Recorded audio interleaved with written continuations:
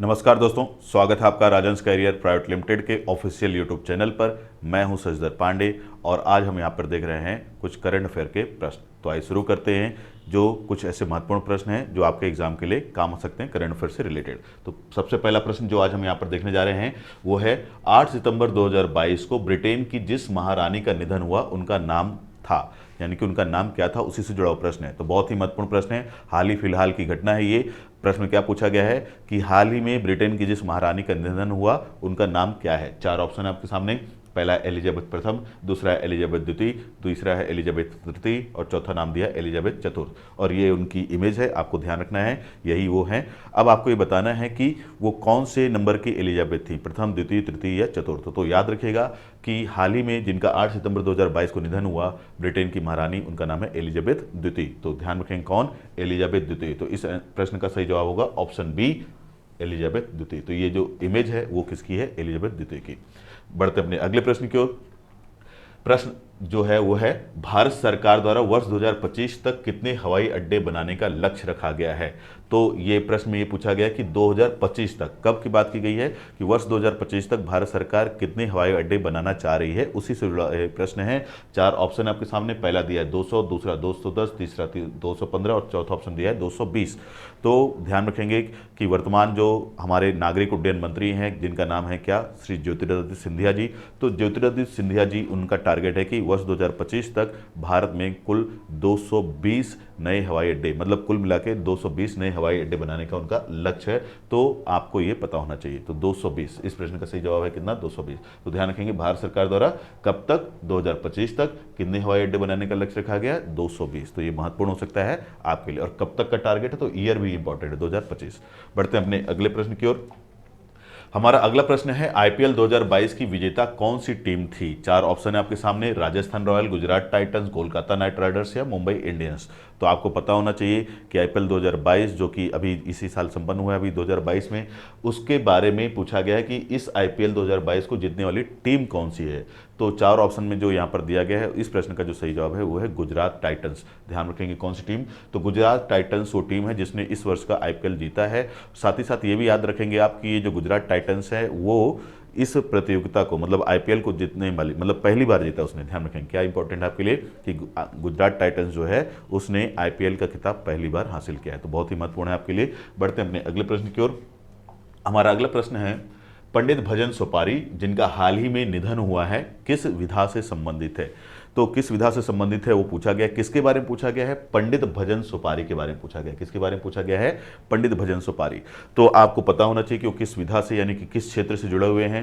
पहला दिया है संतूर वादन, दूसरा दिया हुआ है ऑप्शन सितार वादन, तीसरा ऑप्शन है वीणा वादन और चौथा ऑप्शन है तबला वादन। तो आपको पता होना चाहिए कि वो किस विधा यानी कि किस वादन के क्षेत्र से जुड़े हुए थे। तो यहाँ पर आपके सामने इमेज भी है, आपको देख के पता लग जाना चाहिए था अभी तक कि ये किस विधा से जुड़े हुए हैं। तो इस प्रश्न का जो सही जवाब है वो है ऑप्शन ए, संतूर वादन। ध्यान रखेंगे संतूर वादन के क्षेत्र से जुड़े हुए थे कौन, पंडित भजन सुपारी। और ये जो इमेज यहाँ पर दिखाई दे रहा है वो संतूर का है। तो संतूर एक तरह का वाद्य यंत्र होता है और उसी वाद्य यंत्र के एक बहुत ही प्रसिद्ध वादक थे कौन, पंडित भजन सुपारी। बढ़ते हैं अपने अगले प्रश्न की ओर। अगला प्रश्न है निम्न में से किसे 2022-23 के लिए नेस्कॉम का फुल फॉर्म भी आपके सामने यहाँ पे दिया हुआ है, national association of software and service companies. तो ये जो है नेस्कॉम, उसका चेयरपर्सन किसे बनाया गया, कब के लिए बनाया गया है, तो 2022-23 के लिए प्रश्न में पूछा गया है। चार ऑप्शन आपके सामने हैं। पहला नाम है रामम रामानुजम, दूसरा ऑप्शन दिया है श्याम रामानुजम, तीसरा ऑप्शन दिया है कृष्णन रामानुजम और चौथा नाम दिया है सहस रामानुजम। तो आपको सही प्रश्न, इस प्रश्न का सही आंसर पता होना चाहिए और इस प्रश्न का जो सही आंसर है वो है कृष्णन रामानुजम। कौन, कृष्णन रामानुजम। तो ये जो इमेज है आपके सामने नेस्कॉम की, ये जो इमेज दिखाई दे रही है, जो पर्सन है वो है कौन, कृष्णन रामानुजम। तो इस प्रश्न का जो सही जवाब होगा वो है ऑप्शन सी, कृष्णन रामानुजम। आते हैं अपने अगले प्रश्न की ओर। हमारा अगला प्रश्न है 11 सितंबर 2022 को संपन्न पुरुषों के एशिया कप 2020 प्रतियोगिता की विजेता टीम कौन सी रही। तो ये बहुत ही महत्वपूर्ण प्रश्न है, हाल ही फिलहाल से जुड़ा हुआ प्रश्न है कि 11 सितंबर 2022 को संपन्न कौन सा प्रतियोगिता, तो पुरुषों का एशिया कप, और वो भी कौन सा एशिया कप में। तो ध्यान रखेंगे कि ये जो एशिया कप इस वर्ष हुआ है, एशियाई देशों के बीच खेला जाता है ये प्रतियोगिता, और इसमें कौन कौन से देश थे तो वो भी आपको पता होना चाहिए। इसमें भारत था, श्रीलंका था, पाकिस्तान था, अफगानिस्तान था, हांगकांग था, इस तरह की कई टीमें इसमें शामिल थी। तो उसी से जुड़ा हुआ प्रश्न है। और इस वर्ष जो ये प्रतियोगिता हुई है एशिया कप की, क्रिकेट की, पुरुषों की, ये पहले जो होती थी 50-50 होती थी, मतलब 50-50 ओवरों का ये मैच होता था। इस वर्ष से ये 2020 खेला गया है। प्रश्न में यही पूछा गया कि इस वर्ष को ये जो 2020 हुआ है एशिया कप का 11 सितंबर को संपन्न, इसको किस टीम ने जीता है एशिया की। तो 4 ऑप्शन दिए गए यहाँ पर, अफगानिस्तान, पाकिस्तान, भारत, श्रीलंका। तो याद रखेंगे कि इस प्रतियोगिता को जीतने वाली टीम है श्रीलंका। कौन सी टीम? श्रीलंका। तो ऑप्शन डी इस प्रश्न का सही जवाब है कि श्रीलंका ने इस प्रतियोगिता को जीता। ये उसकी विनिंग ट्रॉफी का साथ इमेज है, आप ध्यान रखेंगे। बढ़ते अपने अगले प्रश्न की ओर। निम्न में से कौन वर्तमान में भारत का कैबिनेट सचिव है? तो बहुत ही महत्वपूर्ण प्रश्न है कि कौन वर्तमान में भारत का क्या है, कैबिनेट सचिव। तो कैबिनेट सचिव कौन होता है ये भी आपको पता होना चाहिए। कैबिनेट सचिव भारत का सर्वोच्च एक तरह का सिविल सेवा का अधिकारी होता है, ये आपको पता होना चाहिए। और उसी से जुड़ा यहाँ पे प्रश्न है कि कौन है वर्तमान में इस पद पर। तो 4 ऑप्शन है, राजीव कुमार, राजीव गौतम, राजीव गौबा और राजीव श्री। तो इस प्रश्न का जो सही जवाब है वो है कौन? राजीव गौबा जो है वही वर्तमान में क्या है, भारत के कैबिनेट सचिव। तो ये उनका इमेज है, ध्यान रखेंगे। और वो कौन से नंबर के कैबिनेट सचिव हैं? तो 32वें नंबर के कैबिनेट सेक्रेटरी हैं इंडिया के। तो ये बहुत ही महत्वपूर्ण प्रश्न है आपके लिए। बढ़ते हैं अपने अगले प्रश्न की ओर। हमारा अगला प्रश्न है, भारत के सबसे बड़े रबर डैम का निर्माण किस राज्य में किया गया है? तो किस डैम का? तो रबर डैम का। तो ध्यान रखेंगे ये जो डैम है ये रबर, इसमें रबड़ की एक लेयर है, या एक तरह से ऐसा समझिए जैसे आप देखे होंगे कि रबड़ के बड़े बड़े बलून आते हैं और उसमें पानी भर के रखा जाता है, कुछ उसी तरह का कि एक डैम को रबड़ से पूरा एक तरह से कवर किया गया है। तो ये प्रश्न पूछा गया कि भारत का अभी तक का सबसे बड़ा रबर डैम किस राज्य में बना है। 4 ऑप्शन आपके सामने, पंजाब, बिहार, आंध्र प्रदेश और तेलंगाना। तो रबर डैम रबर से बना हुआ दिखाई देगा, मतलब डैम की जो संरचना होगी, जो मेन संरचना होगी वो तो सीमेंटेड ही होगी, लेकिन उसके ऊपर रबड़ का एक लेयर बिछाया जाएगा। तो उसी को हम बोलते हैं क्या, रबर डैम। तो इस प्रश्न का जो सही जवाब है वो है ऑप्शन बी, बिहार। तो इस प्रश्न का सही जवाब है बिहार। बिहार में ही रबर डैम का निर्माण हुआ है। और कहाँ पर हुआ है तो ये भी आपको जानकारी होनी चाहिए कि बिहार का जो गया जिला है, गया जिला में ही जो फल्गु नदी है, तो फल्गु नदी पर इस डैम का निर्माण किया गया। तो गया, बिहार के गया जिले की फल्गु नदी पर एक रबर डैम का निर्माण किया गया, ये आपको पता होना चाहिए। और ये जो रबर डैम है भारत का सबसे बड़ा रबर डैम हमें अभी तक का दिखाई देता है। तो ये बहुत ही महत्वपूर्ण प्रश्न है। बढ़ते हैं अपने अगले प्रश्न की ओर।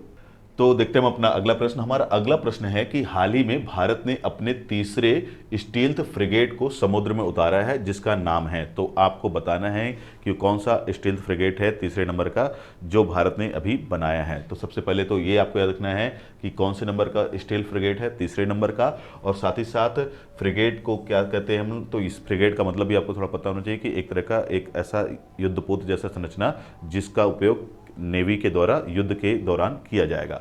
स्टील्थ का मतलब क्या? तो स्टील्थ का मतलब ऐसा समझिए कि ये दुश्मन के राडार की पकड़ में नहीं आएगा, उस तरह का कुछ ये युद्धपोत जैसा संरचना आपको दिखाई देगा।